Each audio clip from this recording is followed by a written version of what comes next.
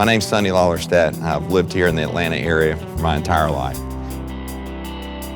It's important for me to be able to listen back to what we're doing. I can't do that in the middle of actually playing. I've seen that in the studio when I'm playing. I'm thinking I'm doing something good. When I listen back, it's like, no, it didn't come off quite so good there. And so for us to be able to record a rehearsal and play back and listen to it, it's beneficial for the band. You can tell if you're playing too much, if you're not in the pocket, you know, if you're not really staying up with somebody else. It's like, oh, I'm sloppy here. I need to fix that. We're also able to play back, and if we need to adjust our mix, oh, it's really easy to do. Sometimes when you're playing, you have a hard time. You know, it's like, I need to keep playing, but I need to grab something here, you know. But when we're playing back, now we can adjust, get it like we want to, save our mix. It's also great for our sound man. My name's Terry Berger, and I'm a real estate agent by day and an audio engineer in my church during the week and on Sundays. Splendor and majesty.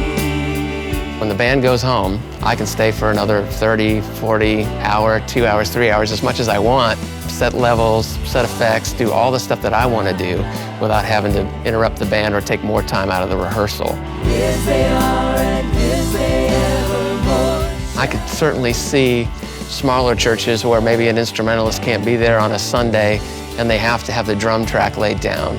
Well, that drummer could come in earlier in the week, lay down the track with a click track, and be there on Sunday morning virtually. All they have to do is bring up the recording off the R-1000, and the rest of the band can play to that drum track. It's just like your drummer's there on a Sunday.